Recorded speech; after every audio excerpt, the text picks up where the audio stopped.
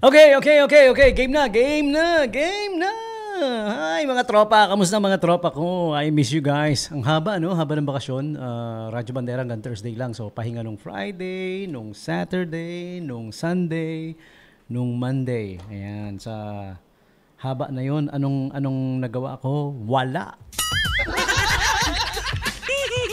Kasi first time ko kasing naranasan humilata maghapon ng mahabang panahon. Ang sarap pala. Grabe. Sarap humilata, no? Well, for somebody like me, pasensya na kayo ha. For somebody like me kasi, yung every chance to rest, parang I'm not getting any younger.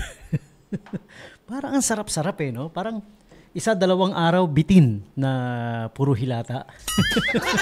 Nakakabitin. Pero don't get me wrong, hindi naman puro hilata lang ako. Siyempre may mga gig din naman ako, may mga pinagkakaabalahan, may mga racket pa rin kahit weekend, kahit pahinga. Tapos pagkatapos na lang ng racket, ayun, hihilata ang sarap, pare, sarap. For somebody like me, every chance to have a rest, I'm gonna take it. Nothing beats it, di ba? Kunyari, pahinga, no? Walang pasok. Tapos, yayayain mo ako mag-hiking ng bundok. Mag-hiking ka mag-isa mo.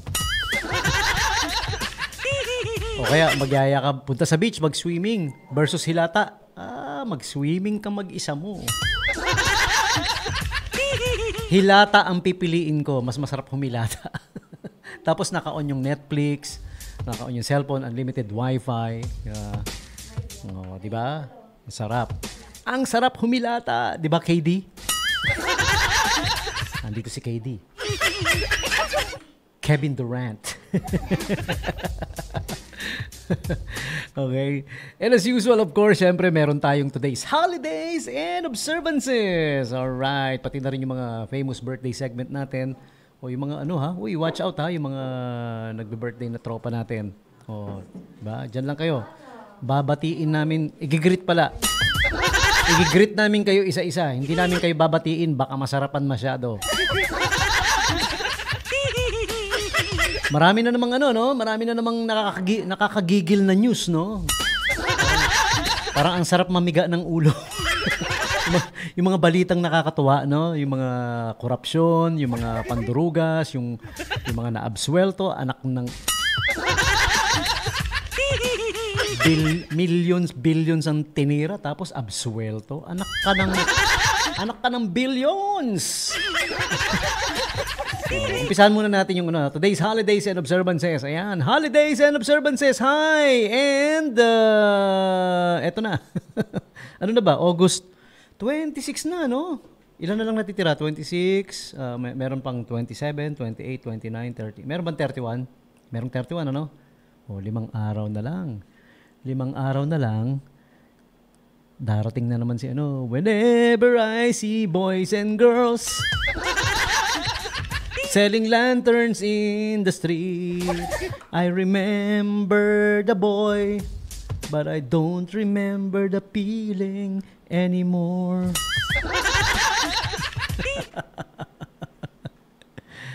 5 days na lang ha, maghanda na kayo. September 1, yan yung unang-unang araw of every year na nagpapatugtog yung mga radio station sa Pilipinas ng Christmas song. Parang tradisyon na yan sa Pilipinas.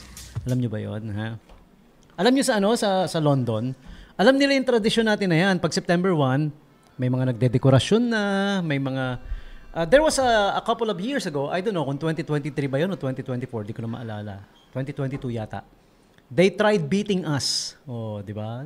Nagtagumpay naman sila, they beat us. Alam niyo kung bakit? Alam niyo ginawa? Inumpisahan ba naman ng August 1?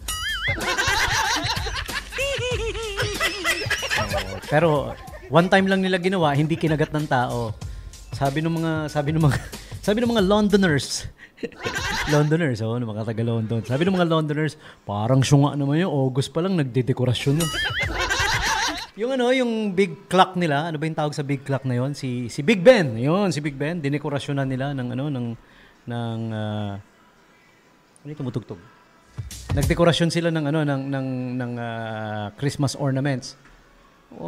One time lang nila ginawa, hindi na inulit. Nobody does it like Filipinos, man. Pinoy ang magaling sa ganyan. Tama mo? Nasa Guinness Book of World Record kami na pinakamahabang Pasko. sa buong mundo.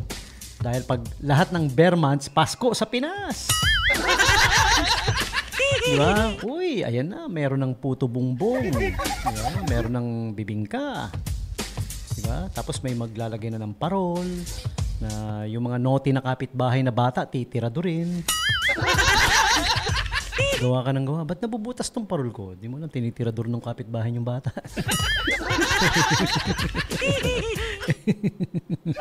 Parang ano lang, parang si Kuya Alvin nung bata, parang alam mo yung datingan ni Kuya Alvin, parang ganun ang ginagawa eh. Alam mo yon, nung bata siya, naninirador siya. Kuya Alvin Quijado, ganun yung datingan mo eh. Parang ang datingan mo nung bata ka, naninirador ka. Tama ba ako? Good evening sa iyo and happy listening, ha? Yeah, okay. Tuloy na natin. Ano na ba? August 26, holidays and observances. Today is Women's Equality Day. Oh, do you guys know that? Women's Equality Day today, di ba? Yung pantay, gusto ng women ng equality, di ba? Pantay ang equal pay, di ba? Kasi sabi nila, karamihan doon ng lalaki, mas malalaki sweldo yung mga naging manager. Sa Pilipinas, matagal nang wala yan. Di ba? Matagal na tayong may mga babaeng manager, may mga babaeng nagda-drive, may mga babaeng karpintero. Matagal na tayo mayroong ganyan, di ba? Oh, talagang gustong-gusto kasi ng mga kababaihan yung ganyan. Treat them like equal. Equality. Yan. Okay? Pero pag nanonood ng horror, automatic yung hampas sa braso natin pag natatakot, tapos tatago sa likod. Kala ko ba equal? Di kami naman ang humampas sa braso mo. Lalaki naman, tapos lalaking tatago sa likod mo, no? Okay, what else? Okay, let's move on to the next source. Today is also Dog's Day. Do you guys know that? Dog's Day. Sino may mga dog dyan? Kami, we have a dog. Ano siya? Husky siya. Ang pangalan niya, Thalia. T-A, pero hindi yung Thalia. Kasi sumikat yung Thalia sa alam mo yun sa telenovela, yung Mexican telenovela na Thalia. Thalia. Sa kanya hindi. Taliah. Thalia. It's a common Siberian name. Bakit yun ang pinili namin? Kasi, Siberian siya di ba? Siberian Husky siya Ito lang ang masasabi ko sa mga Husky. Paanong klaseng Husky man yan? Siberian Husky, Malamute Husky, woolly Husky, kahit ano. Basta Husky. Kung kailangan nyo ng guard dog, huwag nyo silang bibilin. Napaka-friendly. May bisita, hindi kilala, lalaruin no? Totropahin One time, may pumasok sa bahay namin, may magnanakaw Trino pa Alam nyo bakit ko nalaman? Nung nahuli ko, inaabutan ng gamit Tapos nung nakita niya akong parating, sabi niya sa magnanakaw, di ba? Alam niyo naman yung mga husky, di ba? Parang nagsasalita. Ganun sila Hindi sila tumatahol ng ruff, ruff. Yeah, ganun ang mga husky. Tumatahol din, pero mas common sa kanila yung parang nagsasalita. Kaya alam kong trino palalo nung parating ako, sabi niya doon sa magnanakaw, run! Sabi ko, buwisit kang aso ka. Mamayang gabi, gagawin din natin yan, ha? Tayo naman na magkasabwat. Ikaw yung taga-senyas ng run pag parating yung may-ari. Okay, sige. Let's move on. Ano pa? Yeah. Toilet paper day. Ayan. Is one of the most important inventions of men. Actually, yung paper. Kaya lang, meron ding toilet paper, syempre, di ba? Okay. Ang tanong, yung mga nakikita ko kumakain, ginagawang pamunas yung toilet paper. So, pwede ba siya talagang gamitin nang hindi ka nasa toilet? Doesn't that violate some kind of law? Yeah. Okay. So there you have it. Today's holidays and observances, August 26, 2025. This is being brought to you by Angel's Pizza Olongapo. It's loaded with pepperoni. Ang Angel Supreme Pizza, loaded with pepperoni, sausage, green bell peppers, and juicy pineapple. Ayun, mga mahilig sa ganyan. Ano? Those who loves it. Angel Supreme is the perfect flavor bomb. you didn't know you needed. Okay, for delivery and advance orders, you may call or text 0927-117-9020. Save nyo na yung number na yan. Okay, tapos they're also on the Grab Food and Food Panda app. Pero download nyo na yung Angel's Pizza app. Di ba? Para mas madali. Located at 395 Rizal Avenue Extension.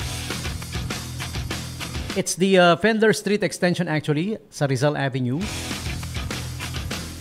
Number 395, okay? Once again, the hotline numbers, 0927-117-9020. And they are open from 8 a.m. to 12 in the midnight, okay?